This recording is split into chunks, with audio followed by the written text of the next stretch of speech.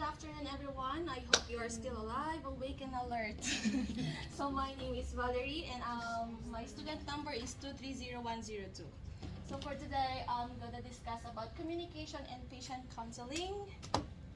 And next slide will be just not coming out.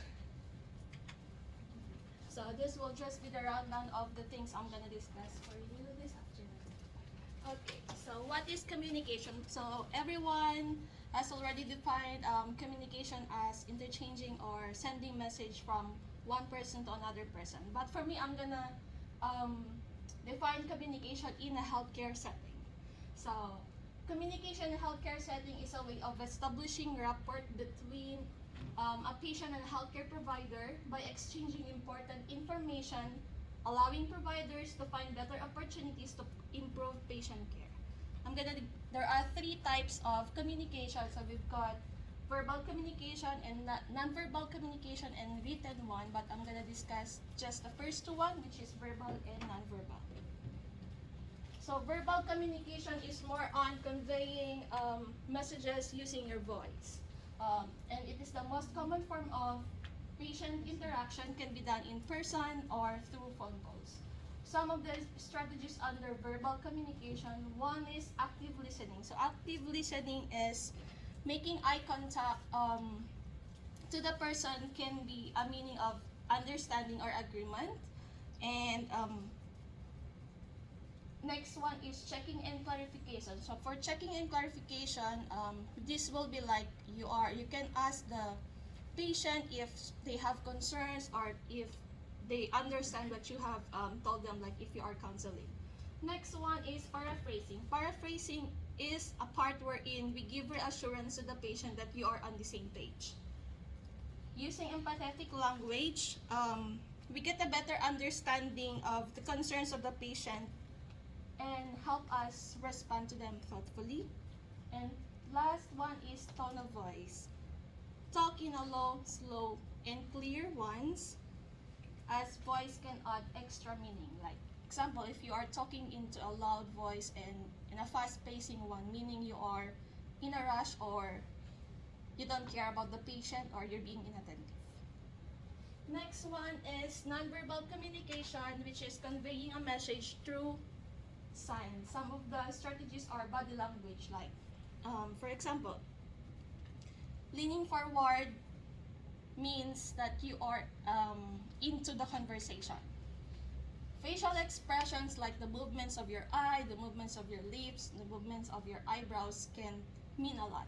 Like it can mean like you are being judgmental. Smirking meaning like you are not into it. Smiling and stuff like that. But personal appearance and grooming. So as pharmacy technicians, we have to present ourselves professionally in order to get a good impression and for our patients to say that we know what we are doing and what we are saying. And using visual aids, as what you have mentioned, most of you using leaflets, brochures, and stuff like that. Next one. Importance of effective communication with other pharmacy staff and healthcare professionals in pharmacy setting. Effective communication is vital in healthcare setting as this can save lives. Healthcare professionals like doctors, nurses, pharmacy staff have to communicate effectively for the benefit of patients' healthcare outcome. Some of the importance of effective communication is relationship building. So in here, as pharmacy technician, we will be dealing with not only patients, but we will be dealing with doctors, nurses, pharmacists, pharmacy staff, receptionists as well, if we call healthcare providers, clinics. So having a good relationship with them, we're gonna get a best healthcare delivery system or a better outcome for the patient. Next one is ensure patient safety and order accuracy. In here, one possible situation is a patient came into the pharmacy handing you a prescription, and while checking it, you've seen that this patient has multiple prescriptions that come from different prescribers. So in order to navigate this one, we have to practice effective communication by calling every providers just to navigate what is happening to this patient. And for that, um, we are the last line defense to avoid any adverse reactions or medication adherence.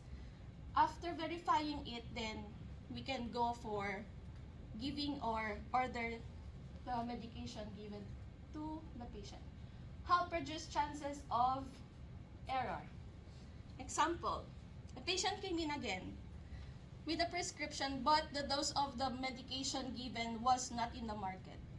So, in order to correct this one, we can call the GP or the clinic to verify if this is the right dose or not. Maybe it's just a typographical error or something like that, because most of prescriptions here are through electronically. Next is patient counseling, and next other one is teamwork and delegation for a better workflow. Culturally appropriate communication. So culturally appropriate way of communicating can help in having a positive interactions with a diverse population like in New Zealand. Culturally appropriate communication can help communicating more effectively with other health team members and patients. Strategies, one is use interpreters for non-English speaker. I have witnessed this one actually in the hospital. Since I'm working as a healthcare assistant in the hospital, we have this patient who doesn't really know how to speak English, not even a single word. So the hospital, which is in North Shore Hospital, we've got interpreters on deck from 7 in the morning until 8 in the evening. So the nurses just have to page the interpreter to come in the ward, then interpret everything from step by steps of the medications and procedures that to be done to the patient. Next one is respect the person and privacy rights. In here, there are cultures wherein they want their personal space. So keep distance as much as possible. And privacy rights meaning like if they are not too keen to share some more information, so you respect it. It's their right. Use active listening, adapt communication style. So in here, adapt communication style is if you are talking to an elderly with disability and stuff like that, and non-English as well. So you have to be patient and give them the time that they needed. Respect and patience. Use appropriate body language. Take turns in speaking. Because the more we give them time to talk, the more we get what they want to. Last 1 minute 49 seconds. Appropriate communication strategies for person with communication disability, like most common I've seen are hearing problems, language disorders, speech disorders. For hearing problems, encourage use of hearing aids if they have. Speak slowly and clearly so that they can do lip reading. Use of leaflets so they can read at home. For language disorder, an example of this is aphasia, which is a communication disability that people get it if they had a stroke or history of brain injury. So speak clearly and slowly. Give them time to talk if they have questions. Encourage family involvement during counseling with the consent of the patient. Use visual aids in explaining or in actions like having whiteboards and stuff like that if they are able to write. Speech disorders, using sign language interpreters, speak clearly and slowly, handing information leaflet for them to read at home. Communication skills that are vital for pharmacy technicians: active listening, being aware of nonverbal communications, proper communication, use of professional language and tone, respect the person and their privacy, being aware of nonverbal communications. I'll just point out this one because sometimes we have to be sensitive and observant. There are patients who are like afraid or shy to say that they are not comfortable. So you have to be sensitive and be observant like that if they are turning around and stuff like that. 10 seconds left. Communication barriers that exist in New Zealand sectors, we've got language, culture, and environment. So language in inability to understand the person speaking due to strong accent, fast-paced talking, use of dramatic saying, use of different language or slang words, culture, disregarding the culture and beliefs of others, and environment. We've got external noise, the physical distance, space, and time. All, in order to overcome these barriers, we have to be respectful and be sensitive. That's it for this afternoon. You see, it helps if I give you like the last few minutes so you could already fast track your discussion and then focus on the important points. Very good. All right. Last one, Val, for your feedback. I like when you define communication on the healthcare era or healthcare industry. So it's not just communication in general, but particularly on healthcare. That's very good takeaway. Good pacing of your delivery. Very confident. I like that. Good job. So there was a little nerve in the beginning. Yeah. But it just vanished until the end. And then some parts of your PowerPoint a bit wordy. Yeah. So just cut that down. And then I like also the personal sharing that we have given in work. So overall, you keep up the good work. You're doing well. Thank you. Right. Now, let's go to your question. This is the last question for the group, particularly for Val. Verbal and non-verbal. Could you go to that slide, please? One with paraphrasing, that's your verbal strategy, and one under facial expression under non-verbal. Where's that one? Facial That's expression. verbal, paraphrasing, and non-verbal facial expression. Yes, okay. So these are strategies that you will be using on verbal and non-verbal. Let's start first with the verbal one, paraphrasing. How do you do that? So paraphrasing is more on like a patient tell you something about his or her concern. So in order for us to reassure that the patient that you are on the same page, we have to like elaborate more. Example.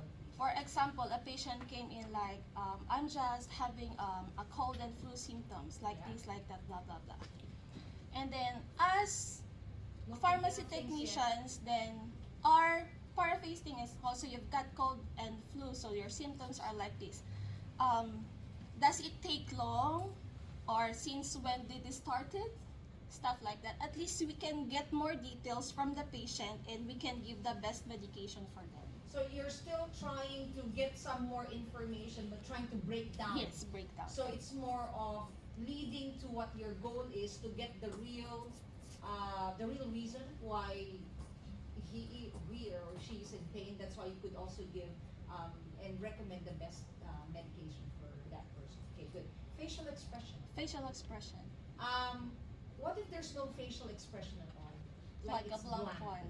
Yeah. If it's a blank face one, I would mean it like you are not interested with the conversation. Yeah. So how do you deal with them? Sometimes you ask a person, questions. right? And Yeah. then there's no reaction whether did he understand my question? None at all. How can you penetrate? Ask more questions like giving examples, I would say, or get more. How to explain this?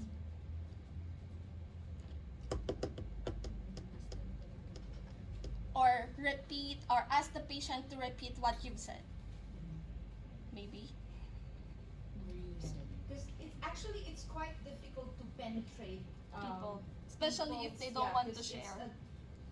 person is one person is different from another one. So if it really it was you got a good result from one, it may not be the same The same result for with the the other other one. one. So you really have to look for other options on how you could really get through that person. All right.